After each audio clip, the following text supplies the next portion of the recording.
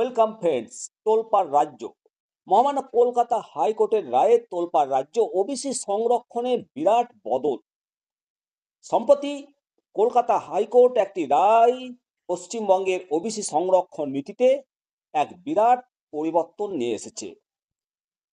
বিচারপতি মাননীয় কৌশিক চন্দ্রের বেঞ্চ এক ঐতিহাসিক সিদ্ধান্তে জানিয়েছেন যে এখন থেকে রাজ্যে শুধুমাত্র 2009 সালের ওবিসি তালিকা অনুযায়ী রিজার্ভেশন বা সংরক্ষণ প্রযোজ্য হবে।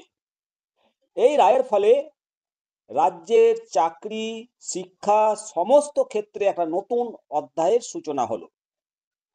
এই নিয়ে রাজ্য জুড়ে ব্যাপক আলোচনা। আজকে আপনাদেরকে জানাবো ঠিক কি জানিয়েছে কলকাতা হাইকোর্ট। পুরো ভিডিওটাই সঙ্গে থাকবেন। কলকাতা হাইকোর্টের বিচারপতি মাননীয় কৌশিক চন্দ্রের রায় অনুসারে এখন থেকে রাজ্যে ওবিসি সংরক্ষণের ক্ষেত্রে 2009 সালের নিয়ম মানা হবে। এর ফলে এই নিয়ম অনুসারে 66টি সম্প্রদায় 66 কাস্ট 7% সংরক্ষণের আওতায় ছিল। এর মানে পরবর্তীকালে যে নতুন ওবিসি তালিকা তৈরি করা হয়েছিল সেখানে ওবিসি এ, ওবিসি বি এই দুই বিভাগে মোট 140টি সম্প্রদায়কে অন্তর্ভুক্ত করা হয়েছিল, তা আর আপাতত কার্যকর থাকছে না। এই রায় রাজ্যের সমস্ত সরকারি চাকরি এবং শিক্ষা প্রতিষ্ঠানে ভর্তির ক্ষেত্রে প্রযোজ্য হবে। এই রায়ের তাৎক্ষণিক প্রভাব, এই রায়ের সবচেয়ে বড় প্রভাব পড়েছে রাজ্যের নতুন রাজ্যের জয়েন্ট এন্ট্রান্স পরীক্ষার যে ফলাফল তার উপর। নতুন ওবিসি তালিকায় এই পরীক্ষার ফলাফল প্রকাশ হওয়ার কথা থাকলেও হাইকোর্টের নির্দেশে সেটা স্টে করে দেওয়া হয়েছে।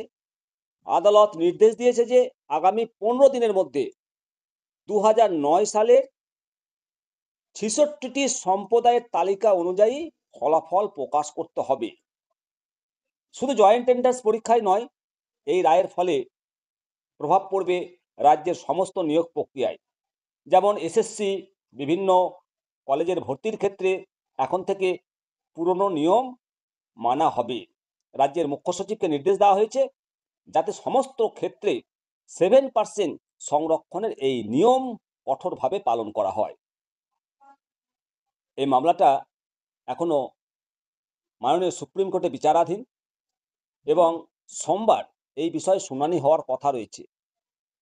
সুপ্রিম কোর্টের রায় পশ্চিমবঙ্গের ওবিসি সংরক্ষণের ভবিষ্যতের যে পথ সেটা দেখাবে, নির্ধারণ করবে। তবে কলকাতা হাইকোর্টের এই রায় যে রাজ্যের সংরক্ষণ নীতিতে একটা বড়সড় পরিবর্তন এনেছে তা অনস্বীকার্য। এর ফলে অনেক ছাত্রছাত্রী, চাকরি প্রার্থীর ভবিষ্যৎ নতুন করে ভাবতে হবে, নতুন করে নির্ধারিত হবে। এখন সবার নজর সুপ্রিম কোর্টের রায়ের দিকে, সেখানে এই গুরুত্বপূর্ণ মামলার চূড়ান্ত নিষ্পত্তি হবে। ততদিন আপনাদেরকে সমস্ত প্রকার আপডেট আপনাদেরকে জানাবো। অবশ্যই চ্যানেলটিকে সঙ্গে রাখার জন্য সাবস্ক্রাইব করবেন। ভালো থাকবেন। জয় হিন্দ, বন্দে মাতারাম, ভারত মাতা কি জয়।